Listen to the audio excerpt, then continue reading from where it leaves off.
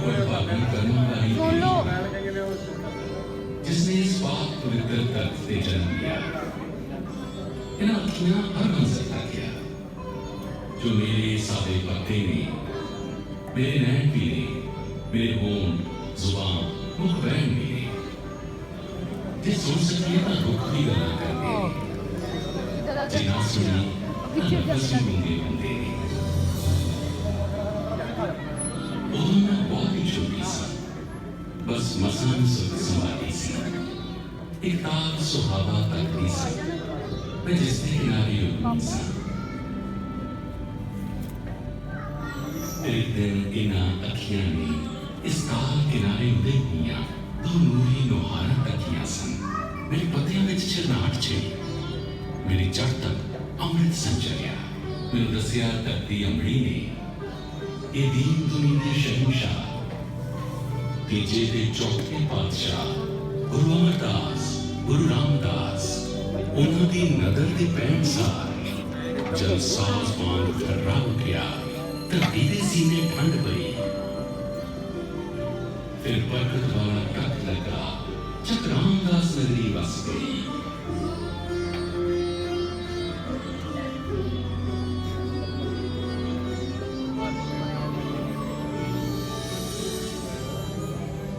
फिर गुरु पिता दी नगरी नूं गुरु अर्जन क्यों सत्कारिया सी, जिउं सुपना उगमे नैना चों जल विच हरिमंदिर उसारिया सी।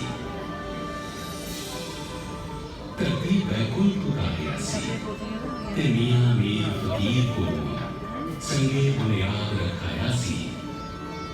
बाबा बुढ़ा जी ने सीस उत्ते मैं सारियां अखियां झलियां सन, जिन्हां दी नजर सानी अंदर हरिमंदिर साहिब उसारिया सी।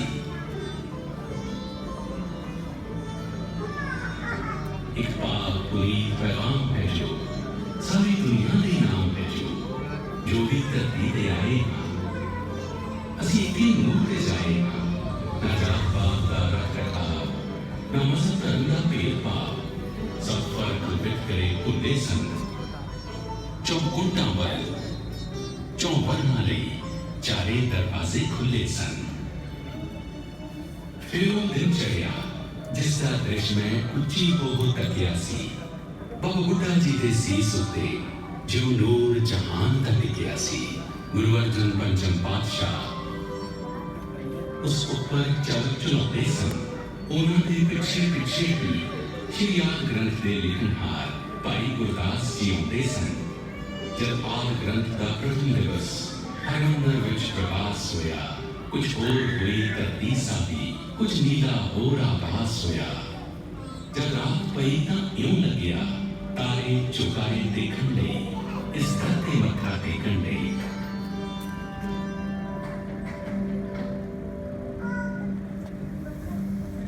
जब पंचम गुरु शहीद हुए तां छेवें सतगुरु बोले क्यों, ये कहते बोल धर्म सिओ। सच्चियां पीरां दी पीरी लई, झूठे मीरां दी मीरी दे अत्याचारां नूं रोकण लई तदबीर भी बहुत जरूरी है। रसीन रवाब दी राखी लई सुरमई सारंदे दी खातिर शमशीर भी बहुत जरूरी है। पीरी मीरी दे अंतर्गत सिरजिया गया श्री अकाल तख्त, जिथे ढाडी वारां गाउण लगे दुनिया दे झूठे शाहां सच दी ललकार सुनाउण लगे। शाहां जग ललकारी दा फिर रब दे सच्चे नाम तो अपना सब कुछ ही वारी दा। वो भी दिन आया मैं तकिया, महा कहर ये होया, नौने सतगुर इथे आए, दुखिया हुआ होया। मेरे नैनों ओझल हो गए, फिर गुरां दे मुखड़े इस गुरु सिरजे तीरथ ते मैं फिर न देखे मुड़ के। आउंदियां जांदियां पौड़ां तो मैं सुखां पुछदी गईयां, किथे दिवस पुनः चढ़िया, किथे रातां पईयां। जकरिया खान दी फौज ने पाया गुरु नगरी नूं घेरा, कद मैं देखा गुरु के प्यारे तकदा जीड़ा मेरा। रखी शर्त जकरिया खान ने, दीवे धरण देंगा 10 10,000 जे मोहरा दे को दर्शन करन देंगा। कुछ दिन गए तो खुल गया असली भेद ज़करिया खां दा। कट्ठी करके संगत को कलाम सी करना चाहता। भाई मनी सिंह वर्ज दिती सी आमद सिख संगतां दी ते नाल ही रद्द कर दिती शर्त ज़करिया खां दी।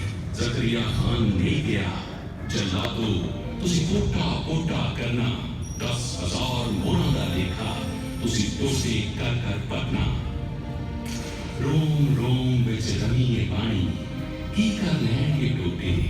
भाई मनी सिंह ने दस्सिया किवें अजब नूं जलना।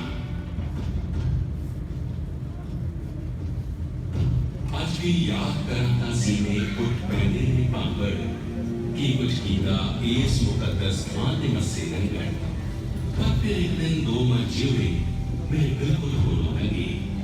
चौधरियां दे भेस सुबह पर गुरु ने प्यार विचांगे। सुखा सिंह महताब सिंह कुछ ठीकर बोरी पाके मामला कारण आए कहते बोल मस्से दे जाके। मस्से रंगड़ दा सिर ला के बोरी दे विच पाया। पिंडां शहरां चों लंघदियां नेज़े ते लटकाया। फिर जब अबदाली आ गया हिंदुस्तान लताड़दा दौलत ते अजमत लुटदा कुक वसदे नगर जांदा। हरिमंदर हिलदा पंथ दा उसके भी वार सी तोड़िया। फिर उन्होंने सारिया पंथ ने मुड़ सिलसिल करके जोड़िया। मैनू याद है बाबा दीप सिंह इथे ही आके रुके सी। इथे ही सीस सी अर्पिया। इथे ही आके झुके सी कि दो ते गोले करनगे तू रहन दे हुण अबदालिया। ये तां नूर है सच्चे शब्द दा। इना दिन चढ़दे ही लालिया। फिर जब नजारा देखिया मैं जामे शहादत पींदा।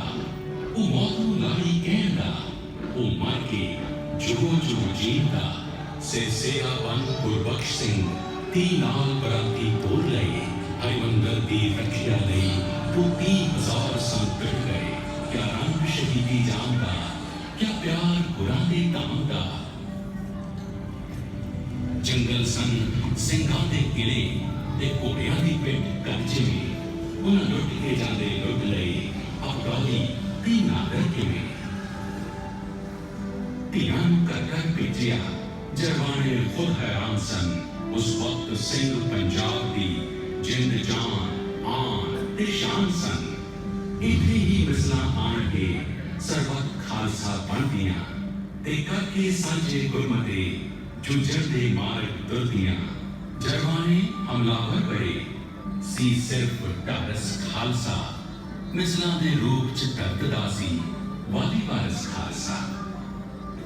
उदू जूझिया इदा खालसा यो शक्तिशाली होए सिंह इस धरती का पुत्र बन गया महाराजा रणजीत सिंह। मेरे मथे लाए ताज की कहते ने गुरु दर दूर दे। मेरे सीस असीस है इना दी तेरे अर्श ते चटे चूक दे।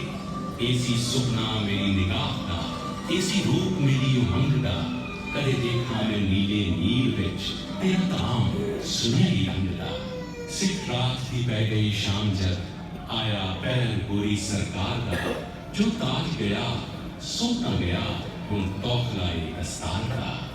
पर हुण नवी हवा इक रूकी नगर नगर ते शहर शहर गुरधामां विच सच्ची सिखी दे मोलन दी नवी लहर। श्री रकाबगंज दी वलगन गोरे ने जो ढा दित्ती सी। सिख संगत दिल्ली वल तुर पई गोरे कंध बना दित्ती सी। सियालकोट विच बेर बाबे दी सिंह पहुंचे रोह दे नाल। उठ आप महंता सौंपती संगत हाथ सेवा संभाल। नीचा हूं अत नीच आख के नानक जिन्हां दा होया सी। नानक दरों महंता उन्हां नूं दुरकारिया होया सी। गुरु नानक दे सच्चे सिंघां एक दिन उन्हां नूं नाल लिया। रल के देग चढ़ाई कीता अरदासा ते वाक लिया। तुर गए उठ महंत उन्हां दे हत्थों ना प्रसाद लिया। श्री अकाल तख्त दे संगतां होम हुमा के जुड़ियां। गुरु घरां दे इंतजाम लई नव तदबीरां कढ़ियां। बीत गया एक दौर अतीत की सख्त जिਉਂ गई लपेटी 175 ਮੈਂਬਰਾਂ ਦੀ एक ਸੰਮਤੀ ਹੋਂਦ ਚਾਹੀ जिसका नाम रखा गया श्रोमणी गुरुद्वारा प्रबंधक कमेटी। ਹੁਣ ਸੁਧਾਰ ਤੇ ਇੰਤਜ਼ਾਮ ਦੀ ਇਸ ਕਮਾਨ ਸੰਭਾਲੀ क्या साके ते कुर्बानियां होने बाकी हाली। तुरया जथा इथों पुजा तरन तारण मथा टेकिया धाम दे सरदारां ते टिकी रात महंतां दे कुंडियां ने फौज खोल दिते सुखियां संतां ते वासू कोट वाला हाकम सिंह सूरा हजूरा सिंह दूजा अलादीनपुर का इस लहर के पहले शहीद हुए साका अगे शहादत का बोल होता। वो जो था है ड्योढ़ी के पास बिल्कुल उथों जथा ननकाने में चलिया सी। जन्म धाम जेड़ा प्रथम पातशाह का निरंजन दास महंत ने मलिया सी। फिर मैं सोई सोनिया सी पौन बोलो केरा दुख जो हस के चलिया ने वो जल होन तक देखती रही जाते मुड़ के मुख ता उनका देखिया नहीं।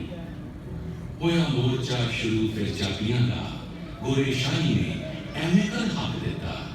सिख कौम का बेताज बादशाह जो खड़क सिंह भी जेल विच डक दिता। जेलां मुक गईयां जथे नहीं मुके आखिर गोरी सरकार भी जित हुई। भेजी तारे महात्मा गांधी ने साडी जंग अंदर पहली जित हुई। लंगर वास्ते लक्कड़ कटते सन सिंह अपने गुरु के बाग लाके चोरी का एवं इल्जाम झूठा गोरे पुलिसिए पकड़ ले गए आके। काफी बड़े सन बोते बंदियां दे सच्ची नाम बाजू ये कुछ बोलते नहीं। सह के चोट ते चोट ना सी करते विखण वाले ता डुलन ये डोलते नहीं। चुकना पिया फरंगी अंत लोगो कोई होर बहाना ना उधर बचिया। उधर लाइना ते देख के रोक गड्डी पंजाब साहिब विच नवा इतिहास रचिया। बड़े गंढ ननकाने दे मोर्चे दी जथा चलिया सी श्री अकाल तख्त तो 30,000 संगत इत्थे जुड़ी हुई। 500 सिंघां दा जथा तुरन लगा।